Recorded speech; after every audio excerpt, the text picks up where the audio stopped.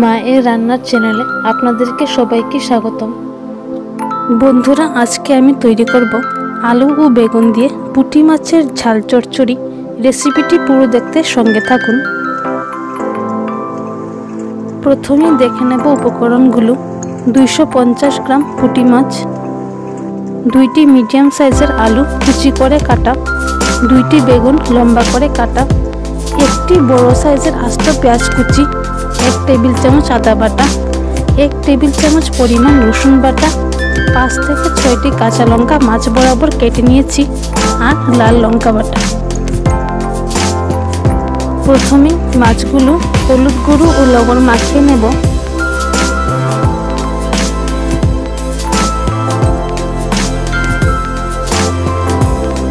তারপর কড়াইয়ে কিছু পরিমাণ সর্ষে তেল দিয়ে মাছগুলো ভেজে নেব।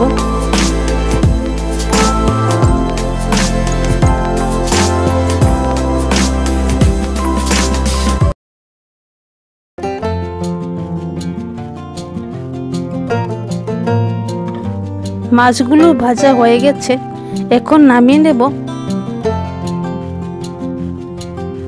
ঠিক একইভাবে বাকি মাছগুলো ভেজে নেব।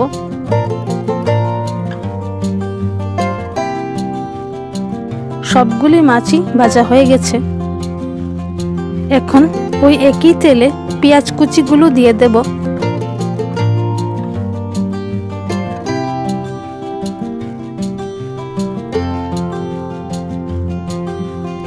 পেঁয়াজটা লালচে হয়ে এসেছে, এখন তার মধ্যে দিয়ে দেব কুচি করে কেটে রাখা বেগুন ও আলুগুলো, দিয়ে দেব হাফ চামচ হলুদ গুঁড়ো ও 1 চামচ পরিমাণ নুন দিয়ে ভালোভাবে নাড়িয়ে নেব।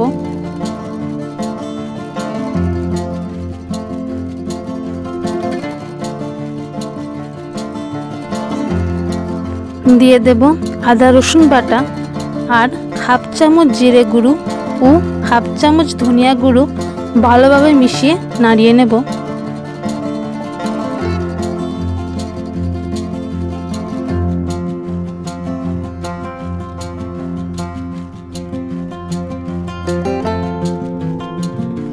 দিয়ে দেব শুকনো লাল লঙ্কা বাটা, নাড়িয়ে দিচ্ছি।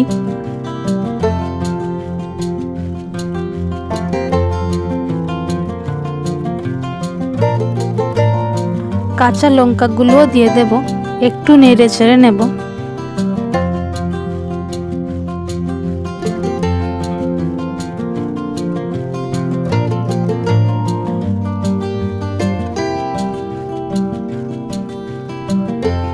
পরিমাণ মতো জল দিয়ে দেব। জলটা আপনারা আপনাদের পরিমাণ মতো দেবেন। আমি এখানে 1 গ্লাস পরিমাণে জল দিয়েছি। এখন 5 মিনিটের জন্য ঢেকে দেব।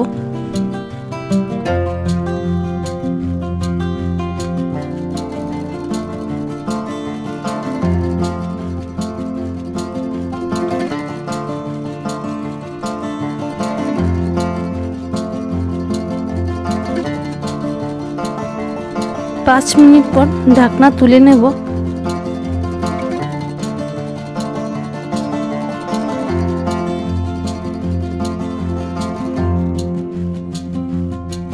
আলুগুলি পুরোপুরি সিদ্ধ হয়ে গেছে, এখন ভেজে রাখা মাছগুলো দিয়ে দেব।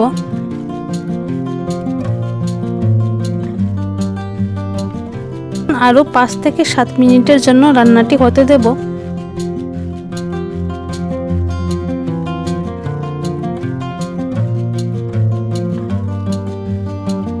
5 থেকে 7 মিনিট পর ধনেপাতা কুচি দিয়ে সার্ভিং প্লেটে তুলে নেব।